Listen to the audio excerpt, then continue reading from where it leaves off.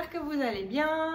Bienvenue de nouveau sur la chaîne LP Nutrition. En cette période de quarantaine, on fait des recettes tous les jours, des petites idées, parce que finalement, les messages que je reçois le plus est dans le cadre de mon travail. Donc je vous rappelle que je suis coach nutritionniste et puis que j'aide les personnes qui ont des soucis de santé ou qui sont en phase de monter sur la balance à reprendre le contrôle de leur alimentation.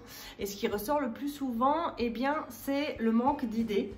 Et ce qu'il faut quand même savoir, c'est que la monotonie alimentaire eh bien, peut vous entraîner justement dans des erreurs alimentaires qui vont provoquer une prise de poids.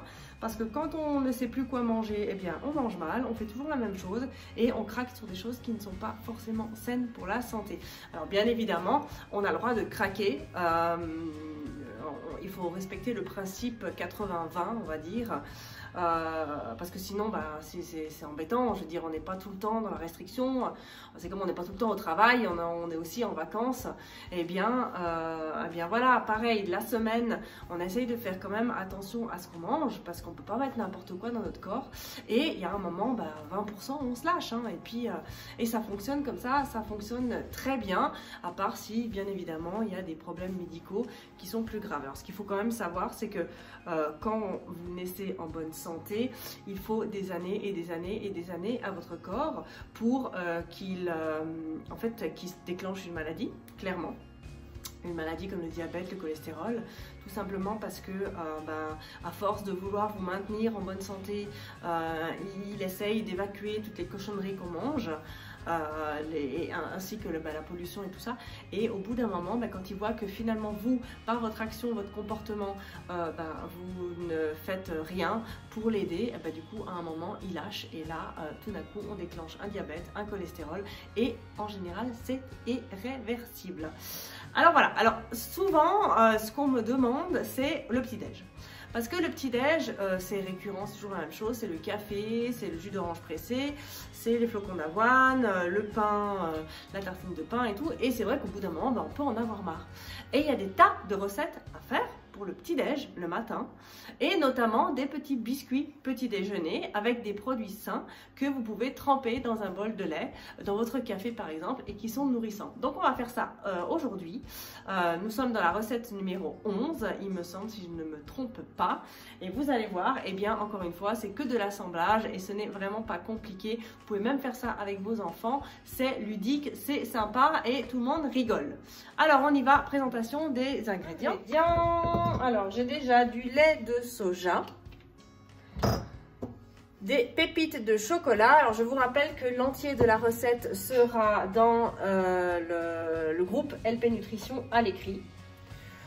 Du miel, l'équivalent de 2 cuillères à soupe à peu près. Ensuite, on a plusieurs farines. Donc, je n'utilise pas de farine blanche parce que ça fait monter l'indice glycémique. Donc, ça affole votre pancréas.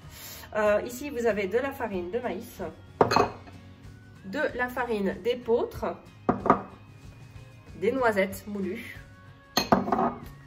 du sucre complet,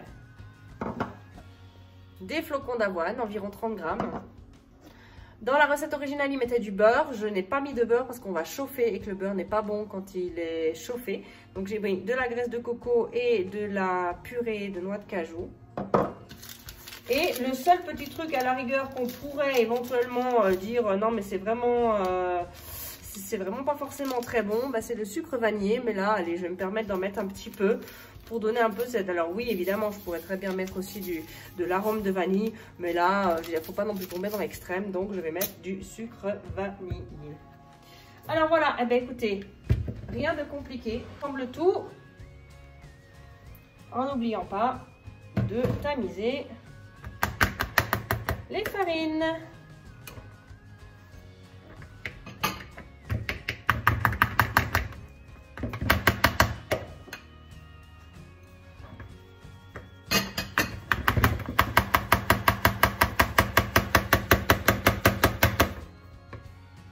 C'est ça, parce que j'ai pas envie de mettre la farine. Tac, tac. Voilà.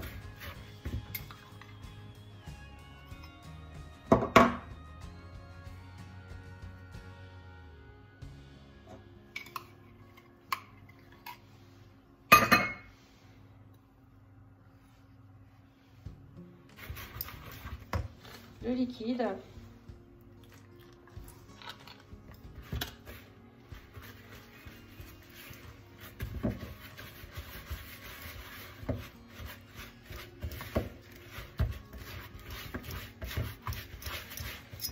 Voilà. Ensuite, donc, tout ce qui est d'abord le sec, ensuite le liquide, bien évidemment. Hop. Ensuite, avec tout ça, on mélange. À un moment, il va falloir prendre les mains. Ah, j'ai pas mis le sucre. C'est dommage. Sucre vanillé, un petit chouïa. Voilà. Et après, eh bien, on va simplement l'étaler.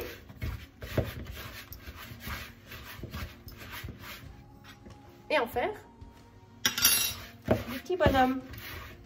Et qu'on va faire cuire à 180 degrés pendant, je dirais, 7 minutes environ. Voilà. Allons-y franco, avec les mains. C'est quand on met les mains dans la panade qu'on s'en sort le mieux.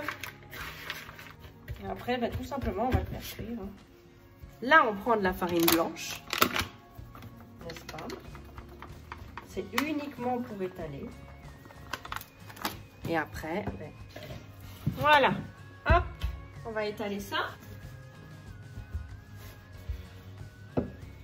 Voilà, après, vous pouvez prendre les formes que vous voulez. Hein. Voilà, on y va. Voilà, les petits gâteaux sont prêts. On va maintenant les faire cuire, je pense une bonne dizaine de minutes.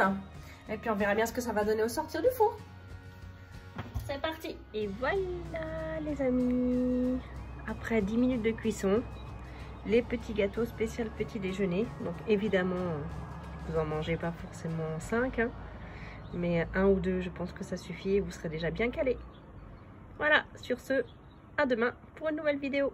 Ciao, ciao!